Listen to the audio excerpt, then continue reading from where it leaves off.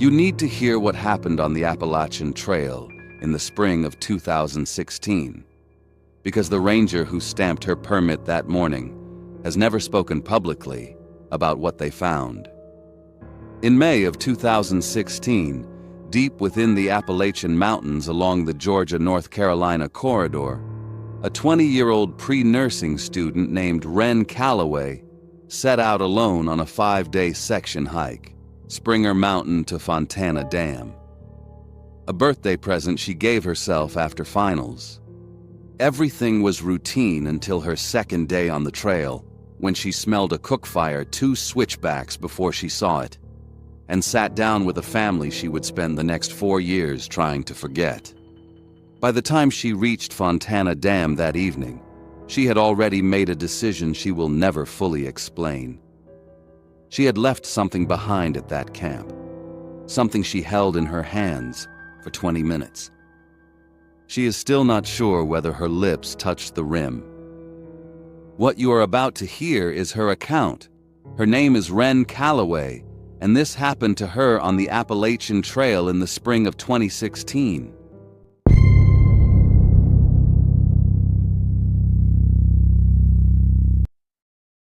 This was May 16, 2016, a Monday.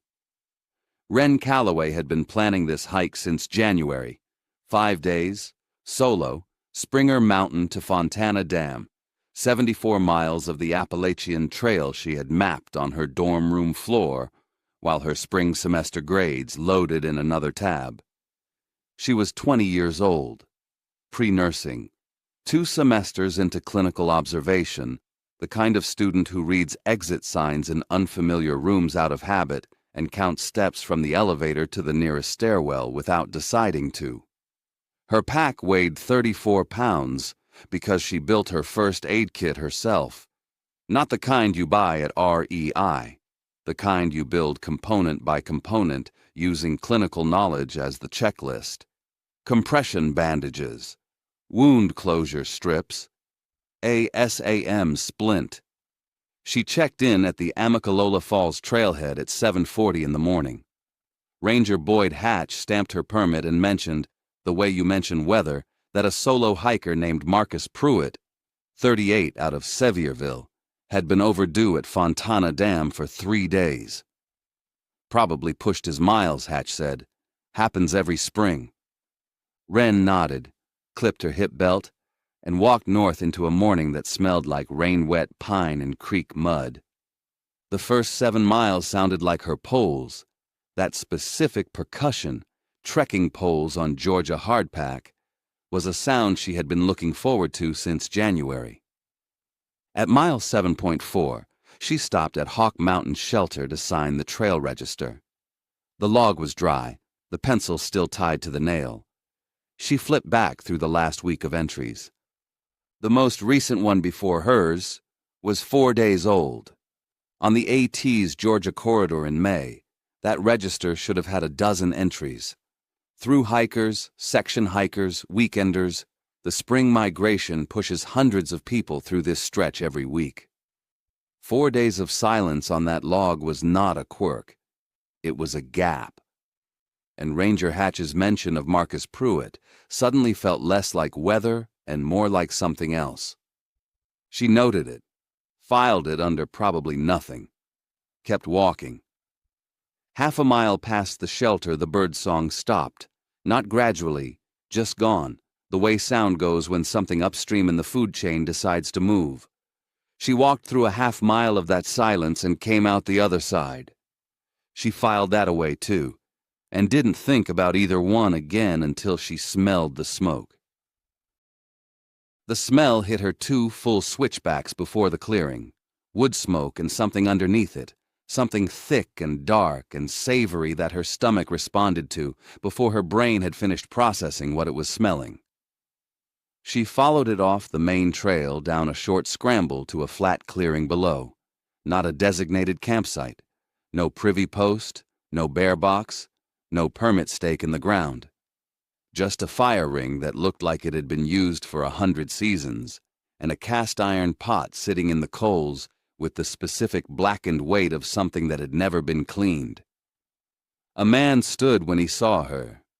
Big through the shoulders, flannel shirt, the kind of unhurried ease that belongs to someone who has been in one place for a long time. "Come on down, young miss," he said. "Got plenty." His name was Dale. The woman by the fire was Cora, small, hair pinned back, already ladling something thick into a tin cup before Wren had even unclipped her pack. The cup was already poured, already waiting, as if the timing of her arrival had been settled in advance. Two girls stood at the edge of the clearing. 13, maybe 14. Identical. Gingham dresses, identical pigtails, identical expressions of patient, unblinking attention fixed on Wren's face. Dale called them June and Lottie. They did not say hello. They just watched, with the specific stillness of something that has learned how to wait. Wren unclipped her pack and sat. Trail courtesy. 5 minutes. Her clinical brain started its inventory the moment she settled. The part of her that had spent 2 semesters learning to read a room without appearing to. No food, no wrappers, no resupply box, no bear bags strung in the trees, no cooler. She widened the inventory.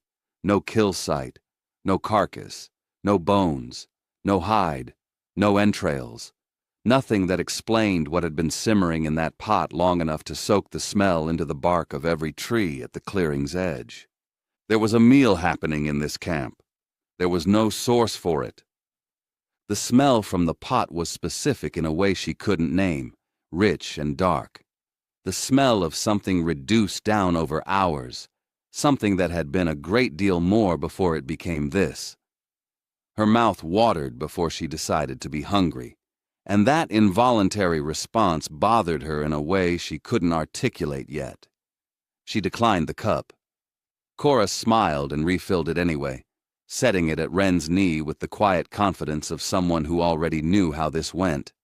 Wren wrapped both hands around it without drinking. The warmth soaked into her palms. The cup had been kept at temperature. Not the temperature of something sitting, but of something maintained. That distinction arrived in her brain and sat there. 20 minutes passed. Dale talking about blowdowns on Molly's Ridge, the weather coming in off the Smokies, Cora stirring the pot, June and Lottie at the clearing's edge, watching. When Wren finally stood to go, she saw it. Half hidden under a folded rain tarp at the far edge of the clearing, a man's hiking boot. One boot, unlaced. The sock still bunched inside it the way a sock looks when someone else removed it, when the foot it belonged to was no longer the thing doing the removing. 6 feet from the boot, a dark spreading stain in the pine duff, the kind the forest hadn't had time to absorb. Above the stain hung on a low branch like laundry, a man's fleece quarter zip, collar intact, sleeves intact, midsection torn open in a clean horizontal line that had nothing to do with bramble or rock. She had spent 2 semesters learning what does and does not tear fabric that way. The list was not long. Dale's voice behind her. "Deer come through last night, tore up our drying line something awful." Cora laughed softly from her place by the fire. Right on cue. Wren looked at the fleece. Then she looked at Dale. He was already smiling, still hadn't stopped. Dale's smile had not changed once since she walked up. Not in shape, not in warmth, not in timing. It was the smile of someone who was not reacting to her because they did not need to. "Dear," Wren said. "Sure." She said it the way you agree with something you have no intention of arguing about, and Dale nodded like a man who appreciated good manners. Her professor on the first day of anatomy had said it plainly. The kind of thing you write down because it sounds like a warning. The most dangerous thing a brain can do is decide it already knows what it's seeing. Wren had written it down. She thought about it now, not as a warning, but as a protocol. Run the evidence, not the explanation. The evidence: one boot sock-bunched, no foot. One stain, pine duff, 4 days of no entries in the register above. A pot with no source. A cup poured before she arrived. A tear pattern in that fleece consistent with exactly one mechanism she had studied, and it was not a deer.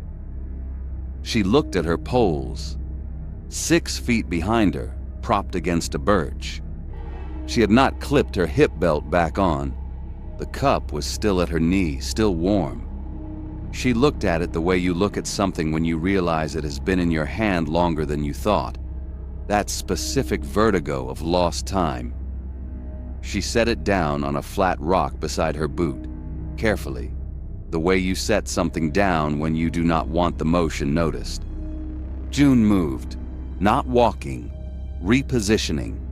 2 feet to the left, slow and unhurried, the way you adjust your angle when you want a better view of something.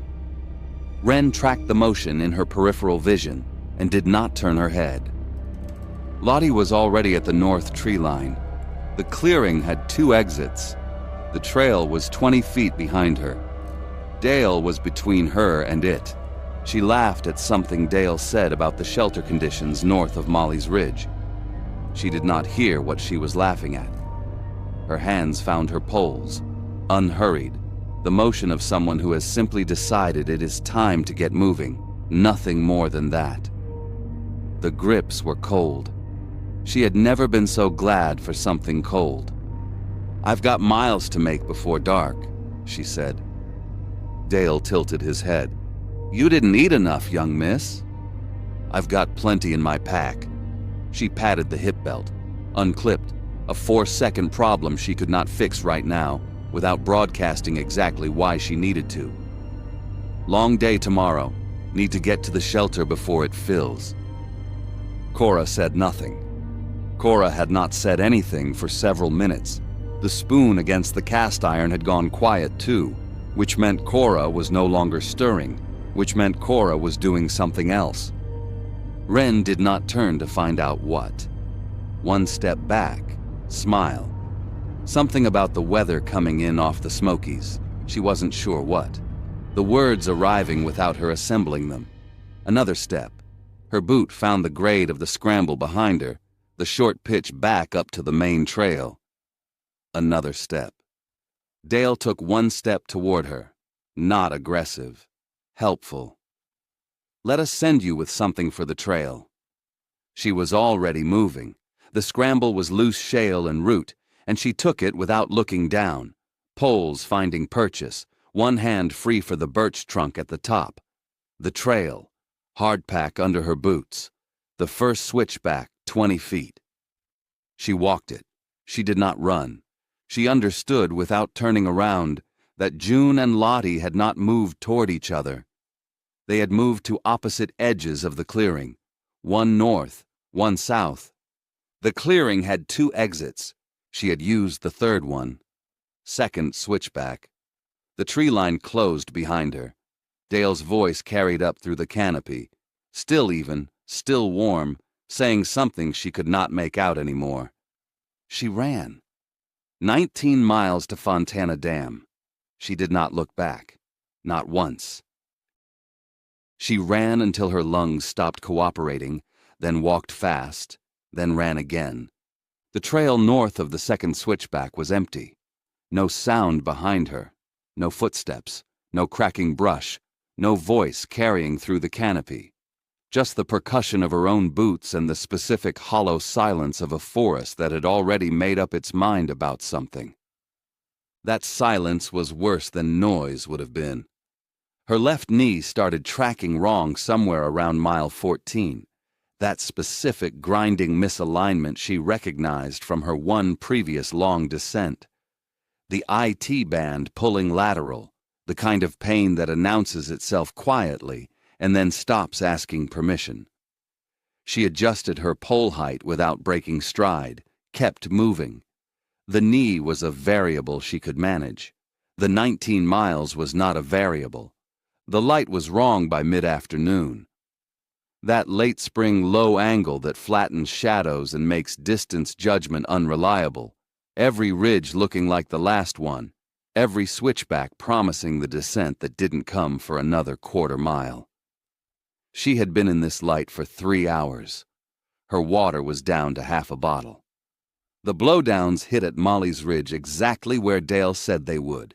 She stopped at the first one, a downed tulip poplar, root ball taller than she was, blocking 20 feet of trail. She climbed over it. Her poles caught on the bark, and she wrenched her right wrist getting them free. A sharp flare she filed and kept moving. Dale knew this trail. Dale had walked this section recently enough to know exactly where the blowdowns were. Dale had mentioned them the way you mention things you have just come from. She stopped thinking about what that meant and kept moving. The front operation and the back operation. She had been running both since the second switchback, and they were starting to bleed into each other. Front, a hiker making miles before dark, poles working, pace steady, nothing wrong.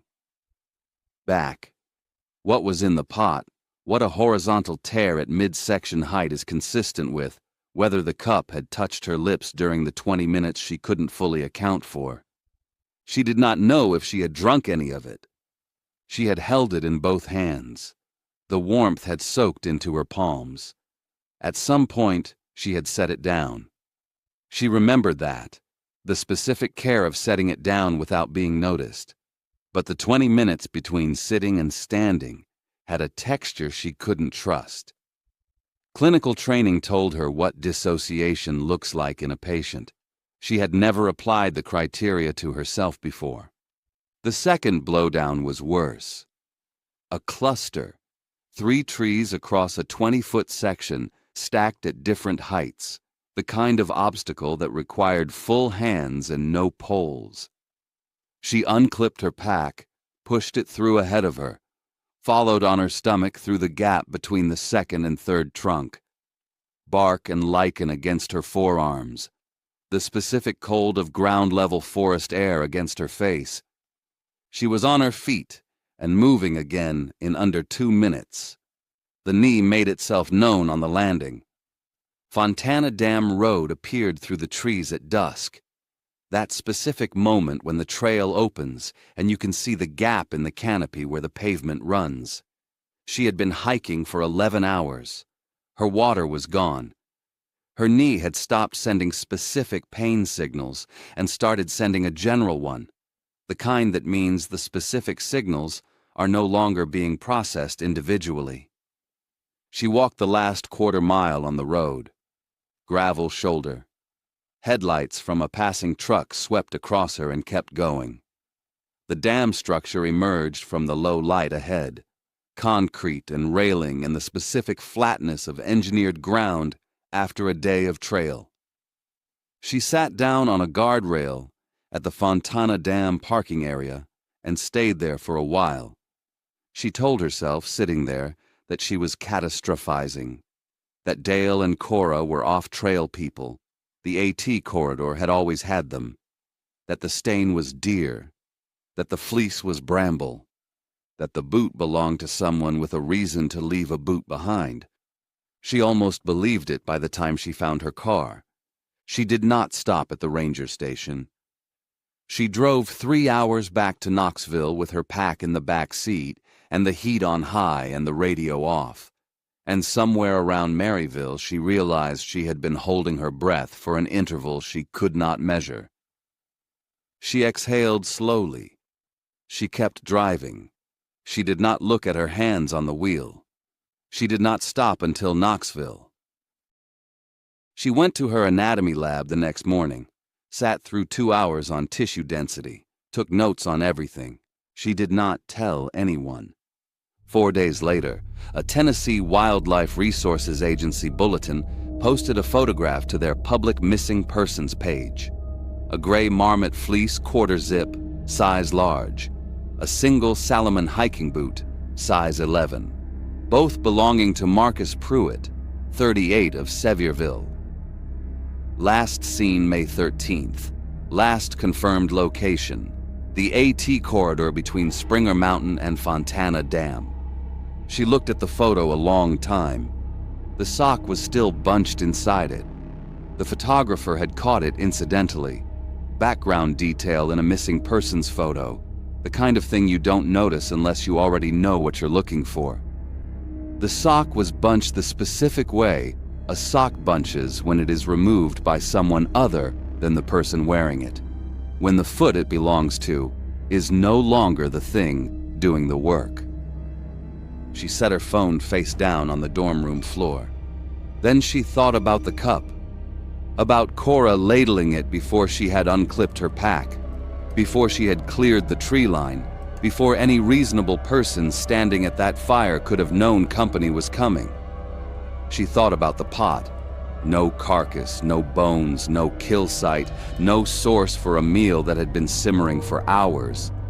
She thought about what the body can be reduced to over sufficient time and heat. She knew the answer with the precision of someone who has spent 2 semesters learning it. She thought about the 20 minutes. She did not cry.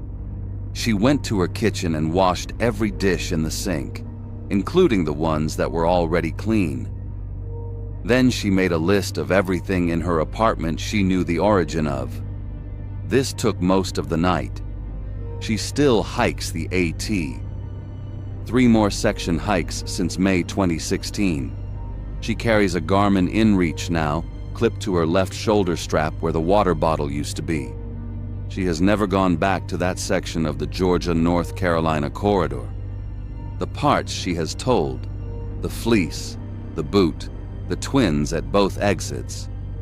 She has told once to a friend 3 years later, in a version that sounds like catastrophizing, which is what she calls it when she tells it out loud. The cup she has never told anyone.